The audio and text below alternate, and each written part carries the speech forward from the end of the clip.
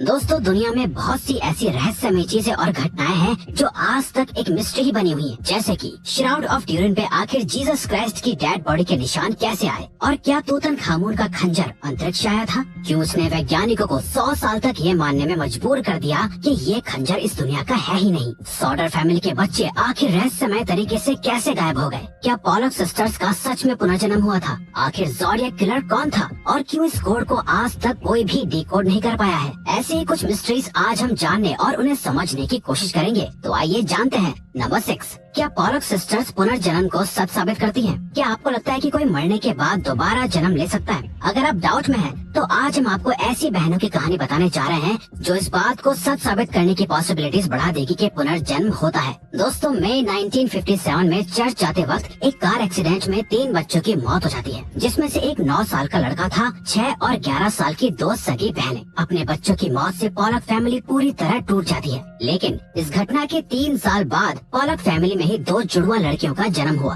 Pollock family अपने बच्चों को एक्सीडेंट में खोने के बाद इन लड़कियों के जन्म से बहुत खुश थी। लेकिन जब ये लड़कियां 4 साल की हुई तो वो अपनी 4-5 साल पुरानी बातें याद करने लगी, जो पॉलक फैमिली की उन 2 मरी हुई बेटियों को पता थी। वो उस स्कूल की बातें कर रही थी जहाँ वो कभी गई ही नहीं, लेकिन जिसमें उनकी मरी हुई बेटियां जाया करती थी। इसके अलावा उन दोनों जुड़वा बहनों को कार और रोड से बहुत डर लगता था। जब पॉलक फैमिली ने इन लड़कियों को अपनी मरी हुई बेटियों के खिलौने दिए, तो वो जुड़वा बहनें इन खिलौनों से ठीक वैसे ही खेल रही थी जैसे उनकी मरी हुई बेटियां खेला करती थी। और ये शक यकीन में तब बदला जब उनकी एक बेटी ने अपनी दूसरी बहन के गोद में सिर रखा हुआ था और दूसरी बहन बोल रही थी कि देखो, तुम्हारी आँख से खून आ रहा है और यही तुम्हारा कार से एक्सीडेंट हुआ है। इसके बाद पॉलक फैमिली को भरोसा हो गया था कि ये उनकी मरी हुई बेटियां ही हैं, जिनका पुनर्जन्म हुआ है। पुनर्जन्म की ये घटना वाकई किसी मिस्ट्री से कम नहीं है, क्योंकि इन लड़कियों का जन्म उसी घर और उन्हीं माता पिता से हुआ था।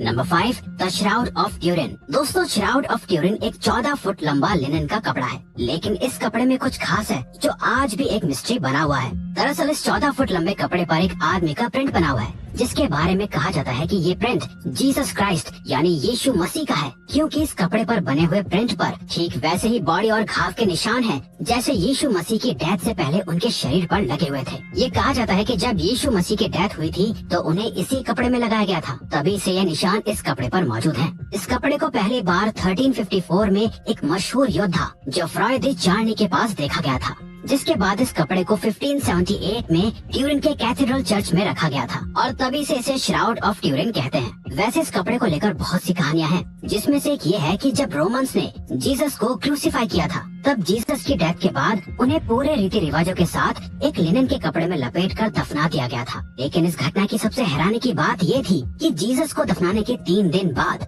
जब मकबरे का निरीक्षण किया गया तो उनकी बॉडी वहाँ नहीं थी। वहाँ पर वो सिर्फ लिनन का कपड़ा मौजूद था जिसमें जीसस को लपेटा गया था। इसीलिए ऐसा माना जाता है कि ये श्राउड ऑफ ट्यूरिन वही लिनन का कपड़ा है जिसमें जीसस को लपेटा गया था। अब तक इस कपड़े की बहुत सी रिसर्च की जा चुकी है। रिसर्च में पता चला कि इस कपड़े पर कुछ लैटिन और ग्रीक भाषा के वर्ड्स लिखे हुए थे, जिससे ये पक्का हो गया था कि ये कपड़ा 2000 साल पुराना है। लेकिन जब इस कपड़े की कार्बन डेटिंग चेक की गई तो पता चला कि ये कपड़ा 1200 या 1300 ईस्वी का है, जिससे इस कपड़े का जीसस से कोई भी रिलेशन नहीं बन पा रहा था और तभी से ये श्राउड ऑफ ट्यूरिन एक मिस्ट्री बना हुआ है। नंबर 4, आखिर सॉडर चिल्ड्रन कहाँ हैं? सॉडर फैमिली की मिस्ट्री 1945 में क्रिसमस से पहले की रात को शुरू हुई थी। सॉडर फैमिली यूनाइटेड स्टेट्स के वेस्ट वर्जीनिया में एक छोटे से टाउन फेटविल में रहती थी। इस फैमिली में जॉर्ज सॉडर और जेनी सॉडर अपने 10 बच्चों के साथ रहते थे। जब सॉडर फैमिली को घर में आग लगने का एहसास हुआ तो वो सब अपनी जान बचाने के लिए बाहर भागे। जॉर्ज ने बाहर देखा कि उनके 5 बच्चे अभी भी बाहर नहीं आए हैं। वहीं घर को पूरी तरह से आग की लपटों ने घेर लिया था। जॉर्ज ने बच्चों को बचाने के लिए सीढ़ी ढूंढी, लेकिन उस वक्त सीढ़ी गायब थी और उन्हें वो नहीं मिली। जॉर्ज ने सोचा कि अपने ट्रक्स के ऊपर चढ़कर अपने बच्चों को खिड़की से बचा लूं,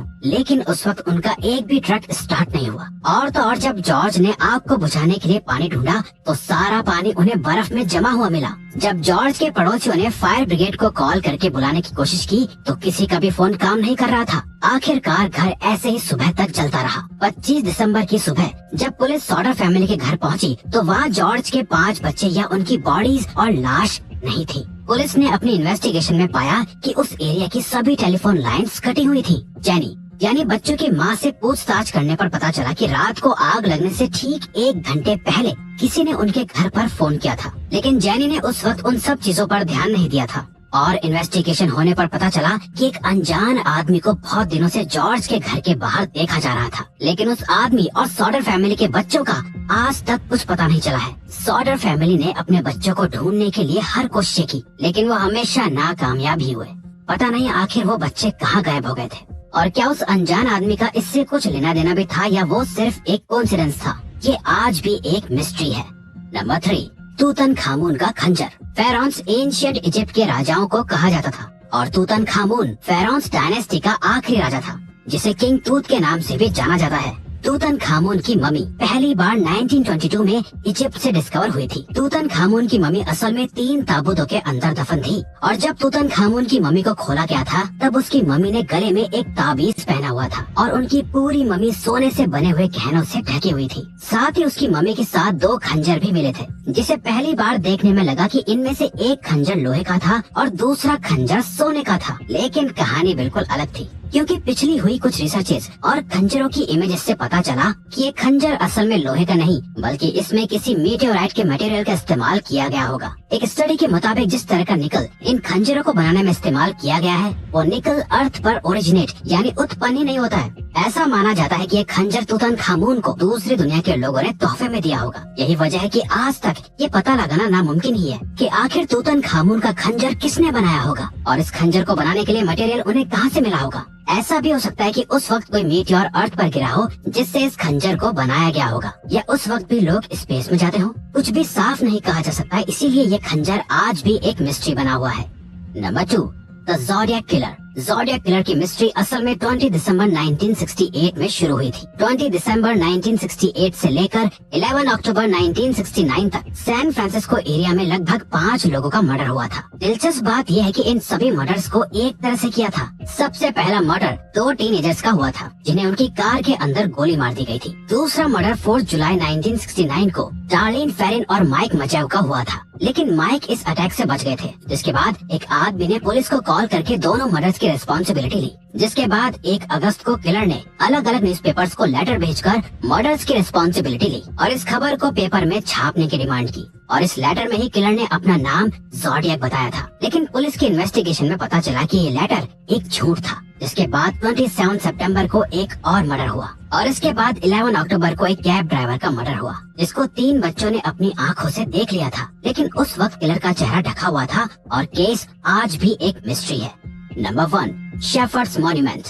इंग्लैंड में एक स्मारक है जिसे शेफर्ड्स मॉन्यूमेंट कहते हैं। इसे 1763 के आसपास बनाया गया था। इस मॉन्यूमेंट पर निकोलस बुसान की पेंटिंग बनी हुई है, जिसे द आर्केडियन शेफर्ड्स कहते हैं। इस मॉन्यूमेंट के नीचे 10 अक्षर का एक कोड लिखा हुआ है, जिसे आज तक कोई भी डिकोड नहीं कर पाया है। इवन मशहूर बायोलॉजिस्ट चार्ल्स डार्विन ने भी इस कोड को डिकोड करने की कोशिश की थी, लेकिन वो भी इसे डिकोड नहीं कर पाए। बहुत से थ्योरिस्ट का मानना है कि अगर इस कोड को समझ लिया गया तो ये हमें द होली ग्रेल तक ले जा सकता है। खैर 2 सेंचुरीज बीतने के बाद भी इस कोड को कोई डिकोड नहीं कर पाया है। इसे दुनिया का सबसे मुश्किल कोड और मिस्ट्री माना जाता है। तो दोस्तों, ये थी कुछ अनसॉल्व मिस्ट्रीज। अब अगर आपको ये वीडियो अच्छी लगी और आप आगे भी ऐसे ही अमेजिंग वीडियोस देखना चाहते हैं, तो प्लीज हमारे चैनल को सब्सक्राइब और ऑल नोटिफिकेशन बेल को ऑन कर दो, ताकि हमारी फ्यूचर वीडियो का नोटिफिकेशन सबसे पहले आपके पास आए। So till then, keep learning, keep growing.